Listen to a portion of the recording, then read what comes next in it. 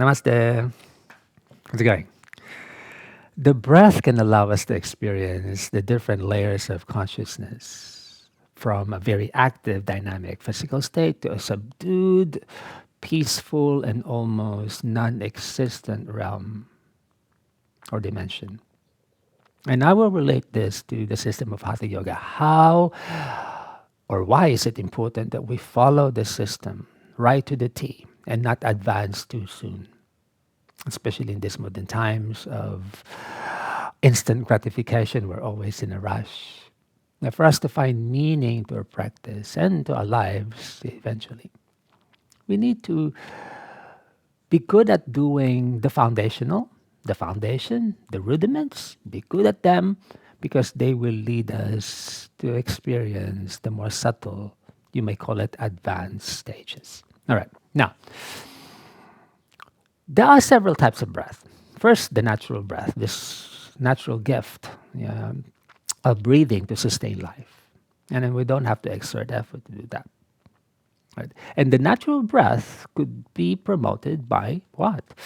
You're having a supportive lifestyle, of course. Yeah, our diet, our rest and recovery state, yeah, stress management, those things, yeah, which are intuitive, given, yeah. Now, Hatha Yoga allows us to promote or even cultivate the higher potentials of the breath, right? And then this is what we call the coordinated breath, which we practice, which we do when we do the asana. Yeah. So we just don't do the asana without breathing through them. There's a specific breathing pattern attached with each movement. If you do a vinyasa or a flow, that's a very good foundation in allowing you to synchronize your movement, your body with the breath, like the breath leads you. Right. Because that promotes synchronization, coordination. Now, advancing. This is what we call the controlled breath.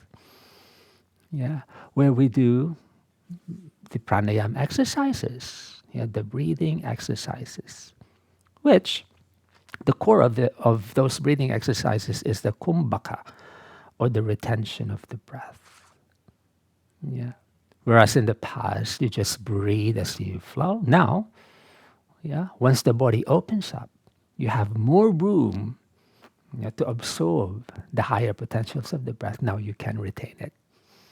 And there are various kumbhakas. Yeah, you have the internal kumbhaka, where you hold the inhalation inside. You have the external kumbhaka, where you exhale and hold the breath out. And there's also this in the middle we call the kevala kumbhaka. Now we'll talk about the kevala kumbhaka later on. Therefore, yeah, we don't do the controlled breath right away if you are just starting the journey. Right. That's why Hatha Yoga is quite specific. Sort out your practical issues first. Yeah, healthy lifestyle. Watch your diet. Yeah, make sure you sleep. Make sure you promote your mental well-being. Then, mat observances, asana, physical technique that will loosen the stagnation and free the body of physical blockages. Then, advancing to pranayama, because pranayama, you're already retaining the breath.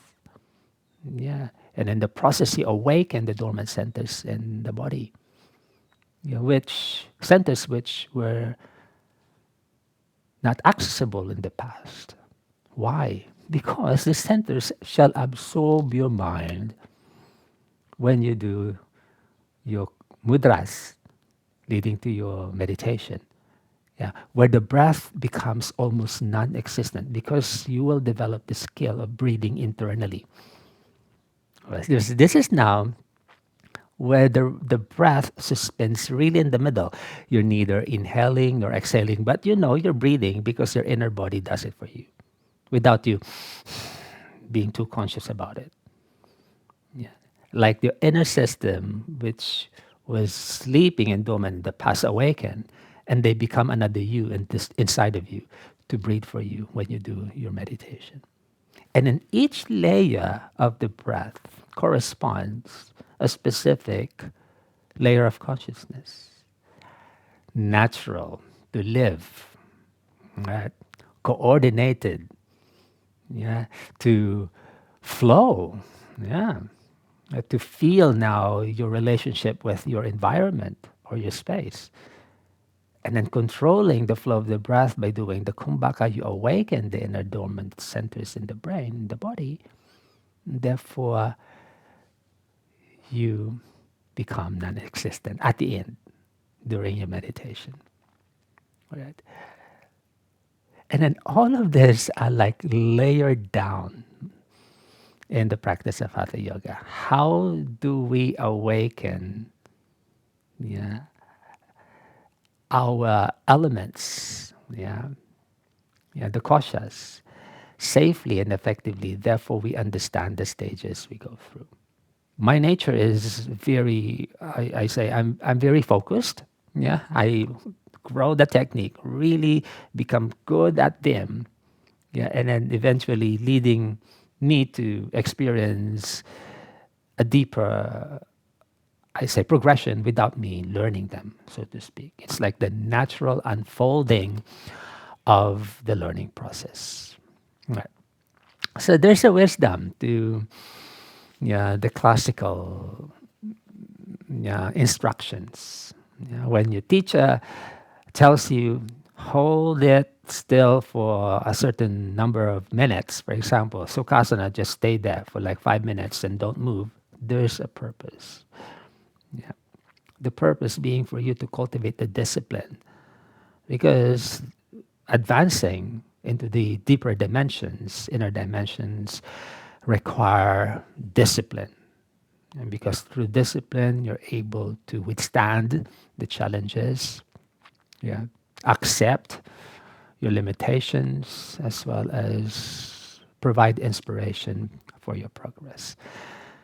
So yes, so meditation is not just lying down.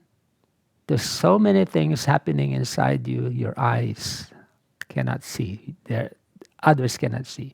Only you feel them. It's quite fascinating.